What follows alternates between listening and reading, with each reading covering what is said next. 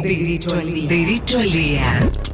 El programa de la Facultad de Derecho de la Universidad de Buenos Aires. Derecho al Día. Derecho al Día. Por Radio UBA. Buenas noches, estamos en otro programa de la Facultad de Derecho de nuestra Universidad de Buenos Aires, un programa de Derecho al Día. Yo soy Leandro Vergara y hoy estoy sin mi compañero habitual, Juan Seda, que está con licencia, con aviso. De manera que vamos a encarar el programa de la mejor manera que podamos. Para el día de hoy tenemos un invitado que ya nos ha visitado con anterioridad y es un verdadero experto en derecho del trabajo. La verdad que el derecho del trabajo siempre es un tema que se actualiza en sus problemas, es un tema que se vincula con las relaciones que vivimos todos cotidianamente, todo el mundo trabaja de una manera o de otra, o sea que es un derecho de lo cotidiano, como se podría decir de alguna manera. Y también ciertamente hay relaciones laborales vinculadas a los sindicatos, a los gremios, de manera que vamos a tener la opinión de un experto. Y este experto ya está en nuestro piso y nos está visitando. ¿Qué tal, Mario? ¿Cómo estás? ¿Qué tal, Leandro? Muy bien. Bueno, muchas gracias por la invitación. Mario Ackerman es un profesor de la facultad con mucha experiencia, es profesor titular de Derecho del Trabajo y de la Seguridad Social en nuestra Facultad de Derecho, es abogado desde el año 1973, no sé por qué estoy acusando esta fecha, pero bueno. Y es cierto. Y encima es cierto. Él es director de la Maestría de Derecho del Trabajo en el Departamento de Posgrado de nuestra facultad, dirige una maestría y trabaja en la OIT, la Organización Internacional del Trabajo, como miembro de la Comisión de Expertos en la aplicación de convenios y recomendaciones. Es el órgano el órgano de la OIT que hace el primer control de cumplimiento de las normas internacionales por los países que son miembros de la OIT, que son bueno, quizás esto, casi todos. En esa calidad de experto, quizás dé pie para iniciar en este primer bloque uno de los problemas o de las temáticas que me interesaría abordar contigo. ¿Qué pasa con nuestra actual realidad sindical? Digamos, ¿cómo está la situación hoy? ¿Qué cambió de los últimos 3, 4, 5 años? ¿Cómo la ves en tu condición de experto? Pues esto desde mi lugar, tiene dos perspectivas. Uno lo puede ver desde lo que significa el modelo sindical argentino en cuanto está estructurado sobre la base de un monopolio de representación, por lo menos capacidad exclusiva de representación. Si uno no quiere usar la palabra monopolio, aunque nuestra Corte Suprema usa la palabra monopolio, no la OIT no califica como monopolio al modelo sindical argentino, pero le hace reproches muy importantes. Una es esa visión, sobre la que puedo decir algo, y la otra, la que está al lado, y que muestra que el supuesto monopolio en realidad está completamente resquebrajado y hoy está en crisis. O sea que tenemos hay dos miradas, una sobre la realidad, que es hablar sobre si el monopolio es bueno o es malo, qué pasa con esa realidad, y después la descriptiva, qué es lo que realmente pasa, cuál es la crisis actual de ese sindicalismo. Sí, lo que uno puede ver es que el modelo normativo es un modelo de exclusividad de representación, esto es, solo un sindicato representa a los trabajadores en cada ámbito. Esto es lo que dice la norma y es la conducta que tiene el gobierno para hacer cumplir esas normas, pero al lado la realidad muestra que hay 5 centrales sindicales, o sea, hay 3 CGT y 2 CTA, de hecho el CTA son 2, o cuando eran solo una, tampoco estaba reconocida por el gobierno, y de la CGT, la famosa CGT, son 3. Son 3. La CGT A, la CGT B y la CGT A y B. Sí, para los oyentes, Azopardo, Balcarce y Azul y Blanca. Y bueno, quizá le podemos poner nombre y apellido, que es más fácil. Yasky, Moyano y Barrio Nuevo. Ok, ahí tenemos. Ahí están las. No, perdón, Yasky.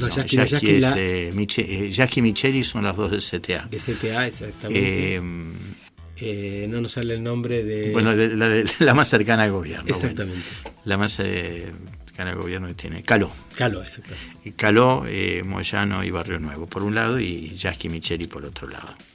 Pero esto no se da solamente a nivel de CGT, hay distintas actividades en las que formalmente se reconoce a una entidad sindical, por ejemplo la UTA, la Unión Tranviaria Automotor, en el tema de subterráneos, pero la realidad es que existen los metrodelegados que no están reconocidos jurídicamente como los representantes habilitados para representar al colectivo, al colectivo de los trabajadores, firmar el convenio colectivo, etcétera, pero son los que deciden qué se hace con las relaciones de trabajo. O sea, esto marca que hay una crisis de representatividad, una crisis en este modelo en que formalmente dice una cosa y la realidad pasa a otra.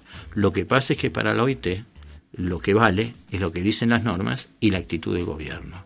Esto es, el gobierno que hace cumplir las normas, que no podría hacer otra cosa. Lo que tenía que hacer el gobierno es modificar las normas, pero mientras no se modifiquen, las hace cumplir. Y como lo que hace cumplir el gobierno son normas reprochadas por la OIT le dice al gobierno que tiene que corregir la legislación para que los sindicatos no sean ámbitos de representación exclusivas, que no existe este modelo de virtual monopolio de representación, que las minorías o los que no coincidan puedan formar otros sindicatos.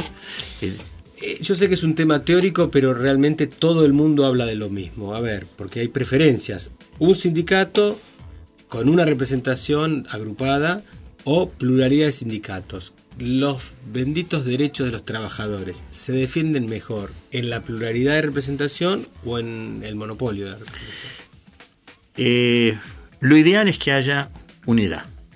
Lo ideal es que estén todos juntos, pero es una decisión que tienen que tomar los trabajadores. Cuando esa decisión de unidad la tome el Estado, bueno, es para sospechar. Los modelos democráticos en todo el mundo rechazan el modelo de unidad impuesta, que se llama unicidad o unicato, que no es unidad, es unicidad. Esto es, nosotros no tenemos un modelo de unidad, porque no están unidos, pero hay uno solo al que se le reconoce la capacidad exclusiva de representación. El Estado escucha a uno. Habla con uno, escucha, de hecho ya habla con todo, sí. Porque en este desorden que tenemos ya va siendo tiempo de que se corrija, porque también el gobierno entra en contradicción. A la mesa del Consejo del Salario llama a la CGT y al CTA. Ahora, y el CTA no tiene capacidad de representación. Perdóname, bueno, no puedo evitar escucharte, bueno, es natural porque estamos hablando, pero acabas de decir, lo ideal es la unidad de la representación. Sí. Es lo ideal, pero al mismo tiempo quizás no es posible. Entonces, ¿qué sería lo deseable?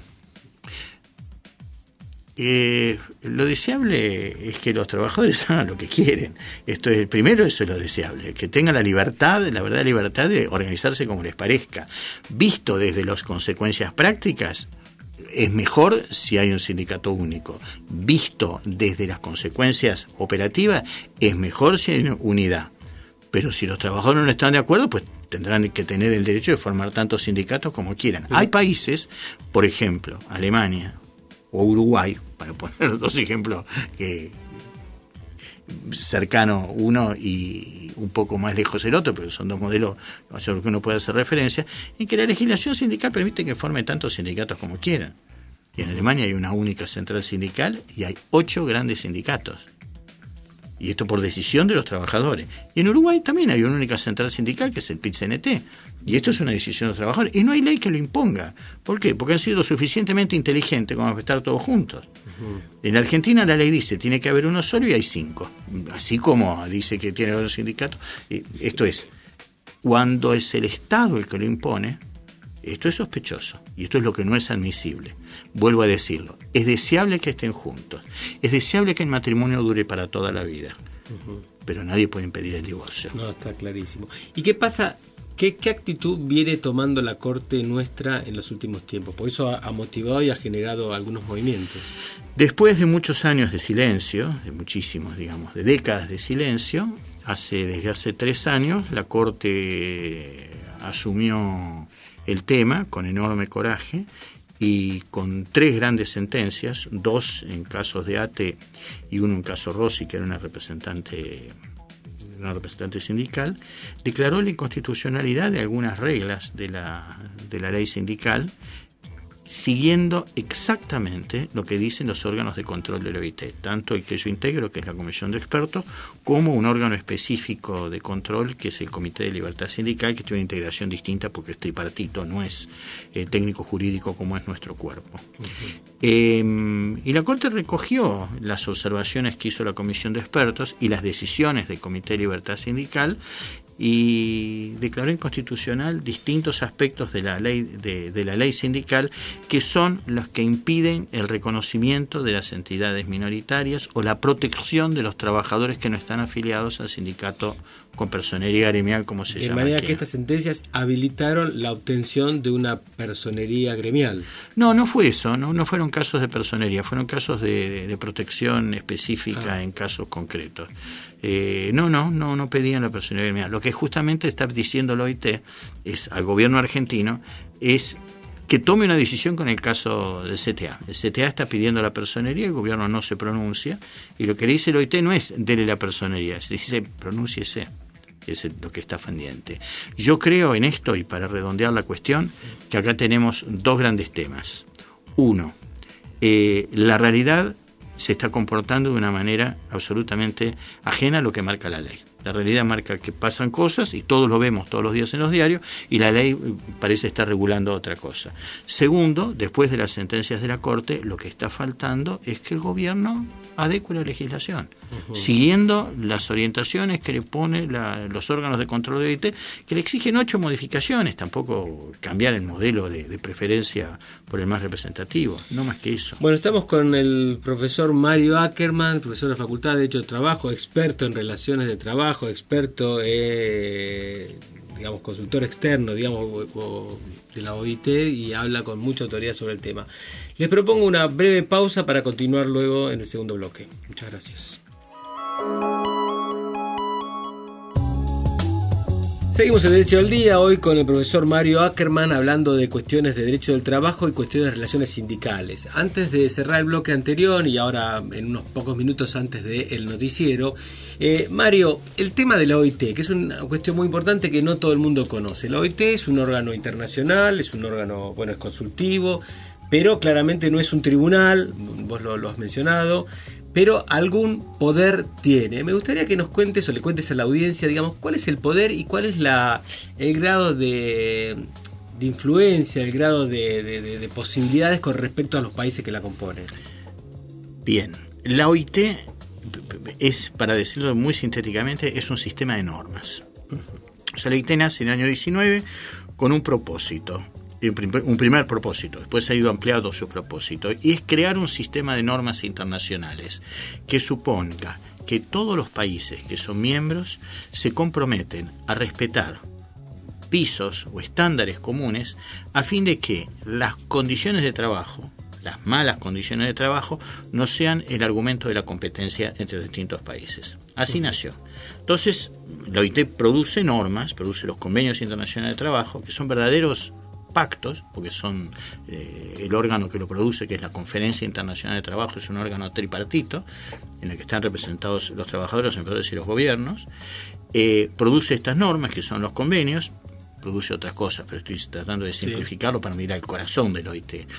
Estos convenios, a ser ratificados por cada uno de los países, se transforman en un compromiso internacional. Lo que hace el OIT después es ayuda a cumplir y controla el cumplimiento. ¿Y qué receptividad se logra? Extraordinario. ¿Ah, extraordinario. Sí? Extraordinario. O sea, el OIT es, como solemos decir, es un tigre que no tiene garras y no tiene dientes. Pero convence. Estabas contando en la pausa alguna intervención en Costa Rica, me parece que... Sí, a mí me tocó hace 2 años, el año pasado, ir a Costa Rica. Tenían una fuerte discusión sobre la reforma de la legislación y bueno, logramos con un par de misiones convencer al gobierno de corregir su legislación, y efectivamente lo hicieron.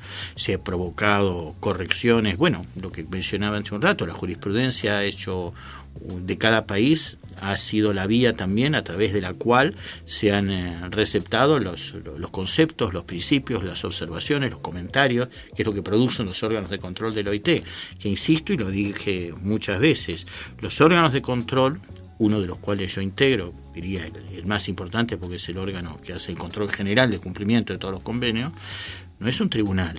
Y lo que nosotros producimos, nuestras observaciones y comentarios, no son jurisprudencia, pero son la guía para que el país vea cómo adecua su legislación y sus conductas al compromiso asumido internacionalmente, porque el país, al ratificar el convenio, asume un compromiso frente al resto de la comunidad internacional.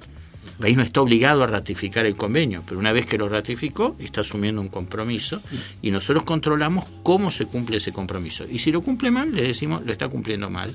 Y en algunos casos se hacen presiones importantes. Y la tradición de nuestro país para aceptar o rechazar, ignorar, digamos, las tres posibilidades. Argentina en general ha tenido una buena línea de cumplimiento en los convenios en general, salvo los de libertad sindical. Pero en general ha aceptado y acepta, y Argentina es un país que colabora bien con la OIT y acepta las misiones de OIT. De hecho, ha aceptado siempre las misiones de libertad sindical. Lo que pasa es que acá hay trabas de tipo político enormes que hacen que el gobierno se vea muchas veces, independientemente de su voluntad de modificación o no, hablando de los distintos gobiernos, no el gobierno actual, más allá de su mayor o menor voluntad de corregirlo, tiene vallas de tipo político, de presión política y económica. Claro, porque la autoridad de Contralor, que es el mismo gobierno, es como que, por ejemplo, en la actividad estatal es como que es parte y al mismo tiempo... Pero curiosamente en el Estado, en el ámbito del Estado, hay pluralidad sindical, porque conviven ATE y UPCN, que firman juntos el convenio colectivo distribuyéndose la representación, de manera que, y en distintos ámbitos, ¿no? ATE, UPCN, la administración del gobierno de la ciudad conviven con el sindicato de empleados municipales, lo mismo pasa en las provincias, de manera que en el Estado como empleador, curiosamente reconoce de hecho esta pluralidad sindical. No así el Estado como órgano de control nacional, y es por eso al Estado, al gobierno argentino, al que se le dice tiene que corregir la legislación. Está bien, bueno, seguimos con Mario Ackerman, el programa de la Facultad de Derecho. Bueno, vamos a hacer la pausa que ya está entrando el noticiero y después de la misma vamos a meternos de lleno en algunas cuestiones vinculadas al derecho de trabajo y a una maestría que el profesor Mario Ackerman justamente dirige en la Facultad de Derecho, que me parece que va a ser de interés de muchos entender y comprender qué es lo que se hace en esa maestría. Ya volvemos.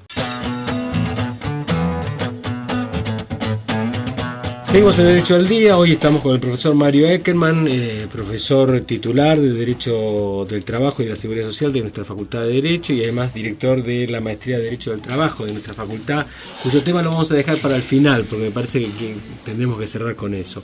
Pero antes de llegar a ese tema y que nos cuentes de la maestría, digamos, cómo ha cambiado, cómo ha evolucionado, porque hay que decir la demanda que tiene, entre otras cosas, me interesa que nos cuentes un poco acerca del tema de los riesgos del trabajo, de la RT, de esta cosa que sucedió creo que hace un par de años, ¿no? Que hubo un decreto, que se modificaron algunas cosas. Ahí hay una nueva problemática, ¿no es cierto? Sí, la problemática es una ley que era necesaria y que estuvo muy mal hecha. O sea, una ley mal hecha desde el principio, una ley hecha sin generosidad, sumamente imperfecta en sus aspectos técnicos, pero que generó un hecho sin precedentes, y es que las correcciones fueron peores que el texto originario. Y en el camino, producto de esas enormes irregularidades formales... Para que se entienda algo de contenido de la falta de generosidad.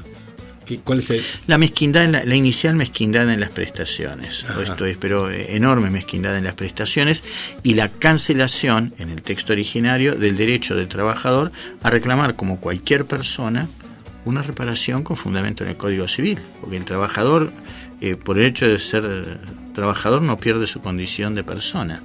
Y la ley de riesgos de trabajo en el año 96 hizo exactamente esto, lo excluyó del derecho que se reconoce al resto de las personas. Esto fue convalidado originariamente por los tribunales hasta que, con el cambio de composición de la Corte en el año 2004, la Corte declaró inconstitucional no solo eso, sino otros artículos, y lo que uno observa es que desde el año 2004 para acá, el texto originario de la ley fue reformulado en los hechos por la jurisprudencia de la Corte. No hay otro caso de una ley que haya recibido tantas declaraciones de inconstitucionalidad en distintos aspectos de la norma como la ley de riesgo de trabajo. Esto marca la situación de irregularidad que es irregular y nociva, por supuesto para los trabajadores, pero también para los empleadores, porque genera una inseguridad extraordinaria. El empleador no termina de saber dónde empiezan y terminan sus obligaciones, y el trabajador tampoco sabe dónde empiezan y terminan sus derechos. Entonces esto generó una litigiosidad enorme, cuando la realidad es que lo que los trabajadores necesitan no es tener un buen juicio, sino no tener un accidente. Y cuando lo tienen, lo que necesitan es una cobertura inmediata y automática. Hoy la realidad es que funcionando el sistema es mejor que el anterior. Esto también hay que decirlo. El sistema ha logrado mejorar los niveles de prevención de riesgo de trabajo, ha mejorado la calidad en el trabajo, producto de distintos factores.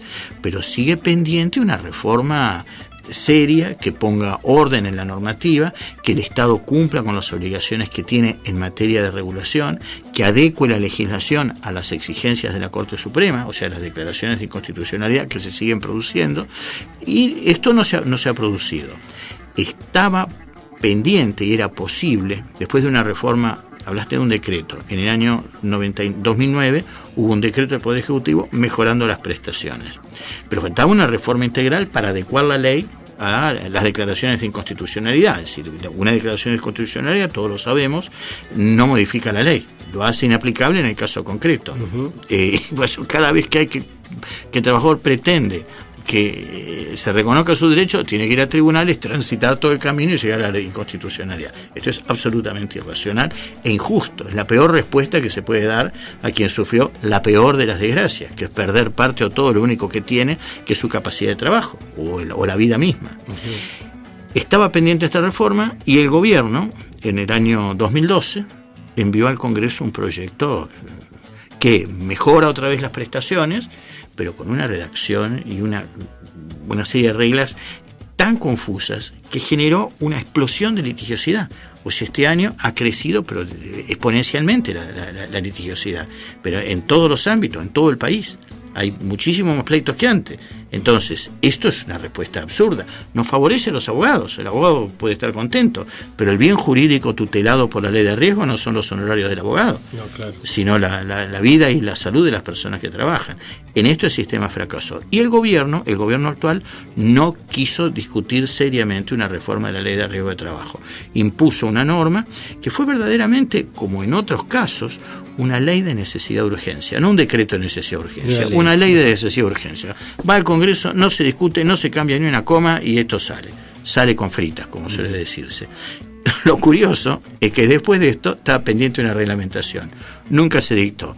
La Secretaría de Seguridad Social tendría que haber dictado una resolución actualizando los montos. Tampoco la dictó. Para los oyentes, a ver, ¿por qué no nos decís 2 o 3 ejemplos en los que hoy la nueva ley genera estos problemas? Bueno, no se sabe cuáles son los valores actuales de las indemnizaciones. Claro, eso es tremendo.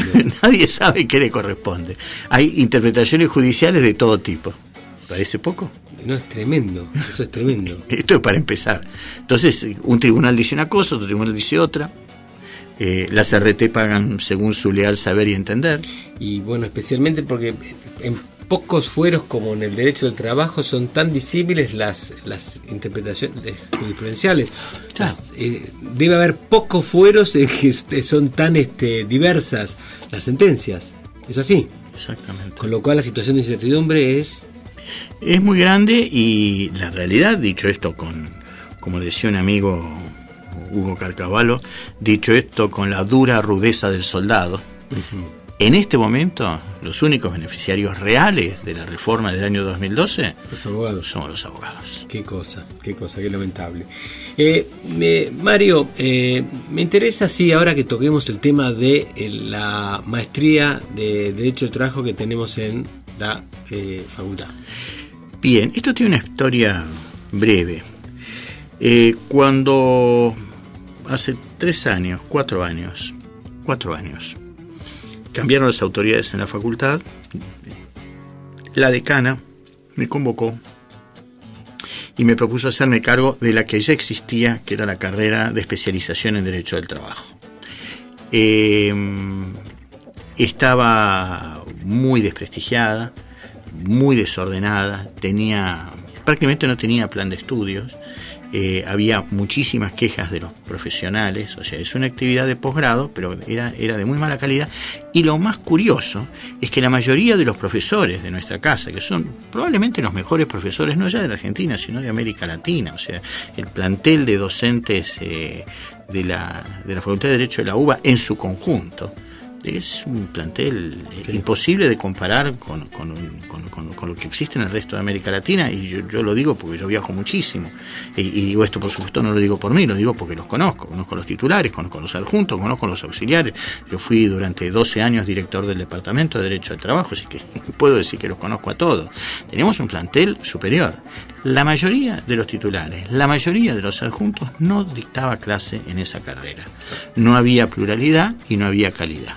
Lo primero que hice fue replantear esto, tener un plan de estudio, y la cuestión es que a los 6 meses no teníamos vacantes. O sea, antes no había inscripciones y ahora no teníamos vacantes.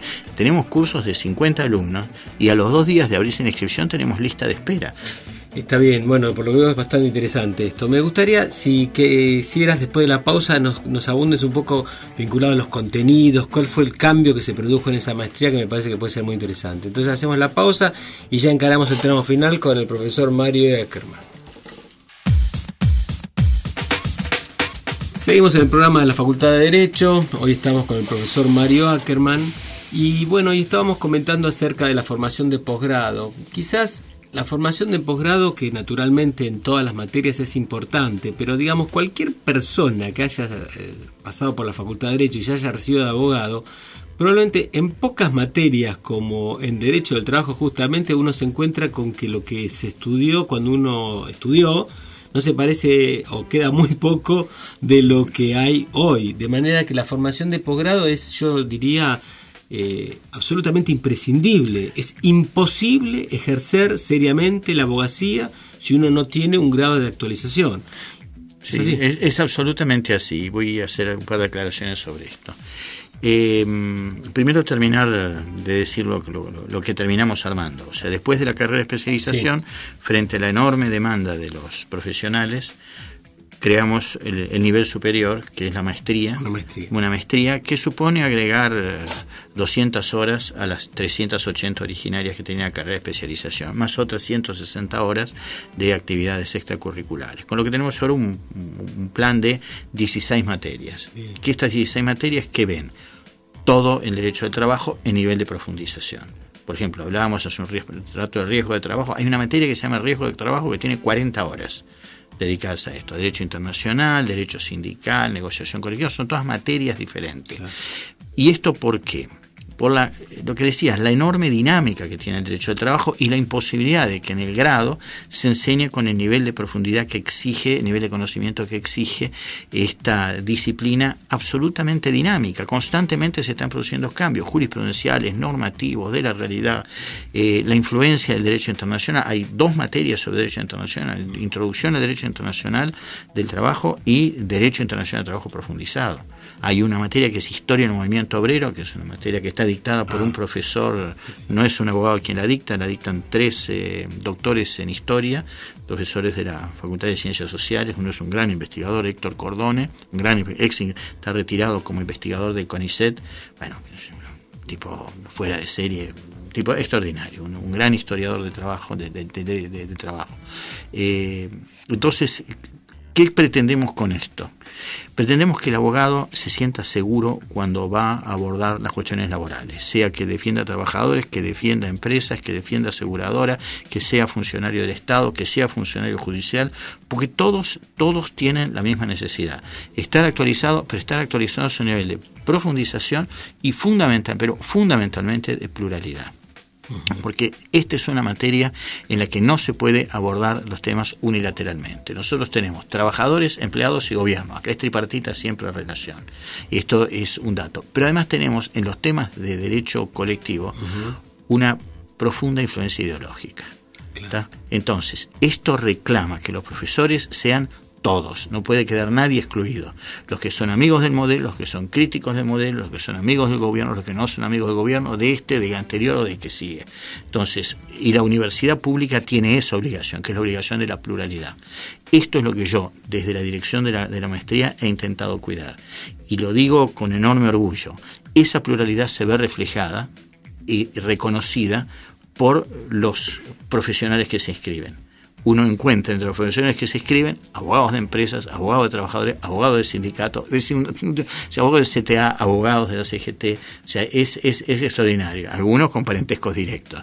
Con lo que puedo decir que el objetivo perseguido, que era ofrecer una formación de altísima calidad, yo convoqué para dictar clase a todos los profesores titulares y a todos los profesores adjuntos. Una de las exigencias para dar clase es que solo puede ser profesor quien es profesor adjunto regular de la Universidad de Buenos Aires o de otra universidad pública, y con 2 excepciones nada más, que son personalidades que he traído invitadas, pero porque no podían estar ausentes, ¿no? Y esto es lo que tenemos. Claro, porque está bien eso que decíamos. Requiere actualización porque es un área dinámica de permanente cambio, de un lado. Y de otro también, la formación del abogado de Derecho del Trabajo, quizás, bueno, en todas las áreas del derecho hay ideologías y hay miradas diferentes, pero quizá en tan pocas como en Derecho del Trabajo se visualice tan claro, porque es un derecho asimétrico, donde siempre se dijo que hay una parte que tiene más poder y otra parte que tiene... Claramente se muestran en esta disciplina los intereses contradictorios, incluso dentro del mismo sector. O sea, entonces la formación de un abogado que se especializa en un área, según cómo se maneje eso, produce, ahora direcciona un tipo de ideología o algo así. Exactamente, y por eso es importante que estén todos. Por eso es importante que den clase todos, y dan clase todos. O sea, porque cada una de las materias tiene varios profesores.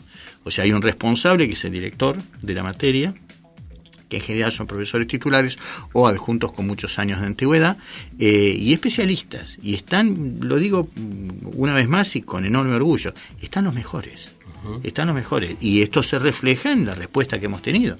No damos abasto y tenemos que andar pidiendo disculpas por dejar afuera a gente que, esto es curioso, y me llama amigos y amigos de amigos para ver si le consigo una vacante. O sea, estas cosas que uno no podía pensar que esto iba a ser así, y efectivamente es así, y nuestro mayor compromiso es respetar los límites que pusimos, porque tampoco podemos tener demasiados alumnos porque se pierde la calidad, y respetar la calidad. Y en esto somos estrictos. No se pierde en clase, no se pierde el tiempo. A veces ha pasado que comprometemos 2 profesores, van los 2 a dar la clase, porque a veces uno puede estar de viaje. Claro. Tenemos siempre un suplente para que vengas en caso de que falle uno. Bueno, entonces... Está bien. Estamos orgullosos de eso. Y ahí, bueno, y el título que se obtiene de esa maestría naturalmente es de máster. Hay 2 títulos. Un título primero, que se puede obtener o no, que es especialista en Derecho del Trabajo, que exige la aprobación de todas las materias y un trabajo final, o la maestría, que exige también la aprobación de todas las materias, en el primer caso de 10, en las 16 materias, y una tesina final defendida públicamente. O sea, no es una tesis doctoral, pero tiene el doble requisito: el documento escrito, dirigido, y una defensa ante un tribunal. Así, por simple curiosidad, ¿cuáles suelen ser los temas de tesina que en general los alumnos... Todavía no tenemos, la maestría empezó recién ahora. Claro, está bien. Recién ahora. Los trabajos de investigación que se han presentado para terminar la carrera de especialización son temas curiosamente, de teoría general del derecho, temas como irrenunciabilidad, principio de protección, etcétera, o temas de derecho colectivo.